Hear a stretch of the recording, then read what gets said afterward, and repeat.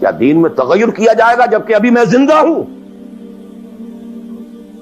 خدا کی قسم اگر یہ حضور کے زمانے میں زکوٰۃ کے اونٹوں کے ساتھ ان کے باندھنے والی رسی بھی دیتے تھے، اور اب اگر یہ کہیں گے کہ اونٹ لے جاؤ رسی نہیں دیں گے، تب بھی میں قتال کروں گا، اور خدا کی قسم کوئی میرا ساتھ نہیں دے گا تو میں اکیلا جاؤں گا۔ اور اے عمر تمہیں کیا ہو گیا؟ تم جاہلیت میں تو بڑے سخت تھے، اسلام میں آ کر تم نرم ہو گئے ہو۔ یہ ڈانٹ ابو بکر پلا رہے ہیں عمر کو رضی اللہ تعالیٰ عنہ۔ تو اچھی طرح جان لیجیے، اب میں نہیں کہہ سکتا کہ میں کس طریقے سے اس کو بیان کروں، کیسے ٹھوک ٹھوک کر آپ کے ذہنوں میں اتار دوں۔ یہ ہے اصل شے، دین کا سارا سٹرکچر ہی بالکل ریورس ہو جاتا، the whole value structure absolutely changes. Then غالب ہے تو وہ ساری باتیں ہیں جو ہم نے خوب یاد کی ہوئی ہیں۔ آسے حقوق والدین بھی تو ہے نا، آخر بچوں کے حقوق بھی تو ہے نا۔ یہ حقوق والدین جو ہے ان مہاجرین کو یاد نہیں آئے جو اپنے ماں باپ کو چھوڑ کر مدینے پہنچ گئے تھے۔ یہ اولاد کے حقوق انہیں یاد نہیں آئے، بیویوں کے حقوق یاد نہیں آئے۔ وہ تو فینیٹکس تھے نا، پاگل تھے نا۔ مدینے کے منافقین نے انہیں سفہاء کہا تھا، بے وقوف لوگ ہیں یہ۔ انؤمن کما آمن السفہاء، these fools, these fanatics۔ یہ ساری حدیثیں آپ کو یاد ہیں۔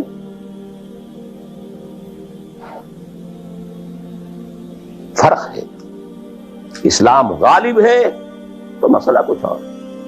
اچھا کھائیں، اچھا پہنیں، نوافل ہے، نوافل پر نوافل ہے، جتنی ترقی کیجئے، دنیا میں کرنا چاہیں دنیا میں کیجئے، روحانی ترقی کرنا چاہیں روحانی ترقی کیجئے، سارے میدان کھلے۔ علم میں، پروفیشن میں، کسی خاص فن میں ترقی کرنا چاہے کیجئے۔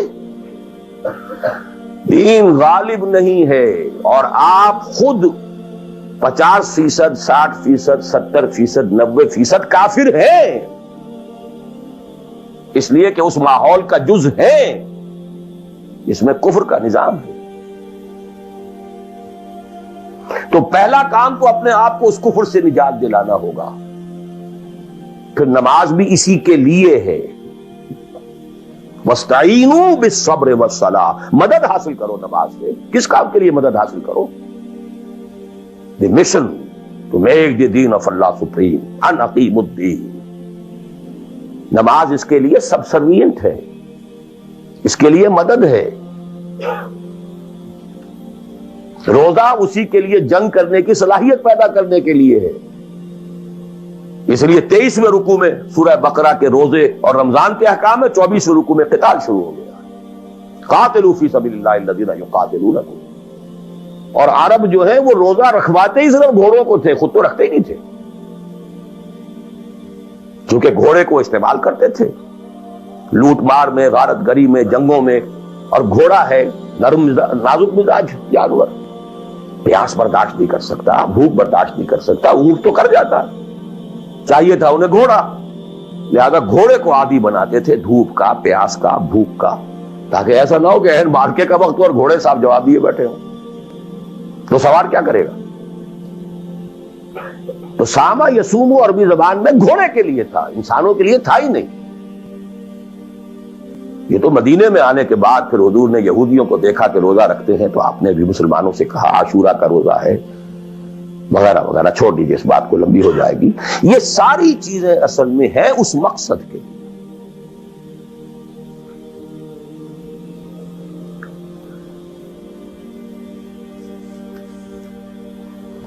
اب دیکھیے کہ اب پریکٹیکلی ہم آتے ہیں مسئلے کے اوپر۔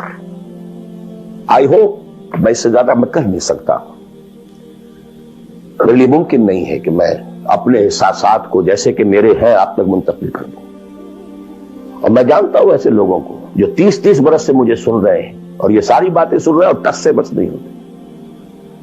زمیں جنبت نہ جنبت گل محمد، ان کا وہی کانسیپٹ ہے، اس لیے کہ یہ کانسیپٹ 1400 برس میں جا کر جو ہے مکمل ہوا، پختہ ہو۔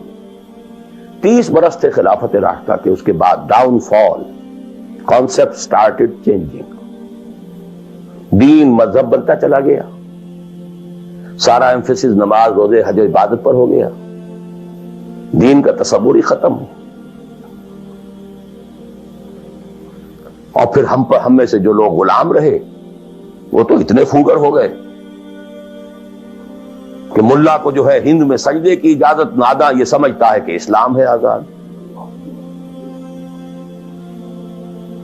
بہت بڑے عالم دین نے کہا تھا یہ کہ ہمیں کوئی ایسا کام نہیں کرنا چاہیے جو ہماری حکمرانوں کو، انگریزوں کو پریشانی کا موجب بن جائے، اس لیے کہ انہوں نے ہمیں مذہبی آزادی دی ہوئی ہے.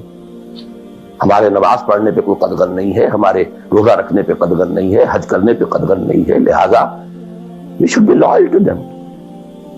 ملا کو جو ہے ہند میں سجدے کی اجازت ناداں یہ سمجھتا ہے کہ اسلام ہے آزاد.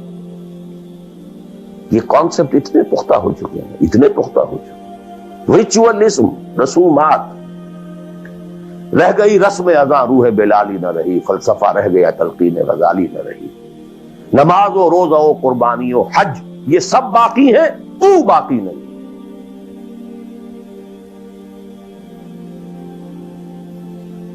نمازیں بھی ہیں، روزے بھی ہیں، تراویح بھی ہم نے پڑھی ہے. اب موسم آ رہا، عید الاضحیٰ بھی ہوگی، قربانی بھی ہوگی، حج کے لیے بھی جائیں گے، لیکن دنیا پر کوئی اثر اس کا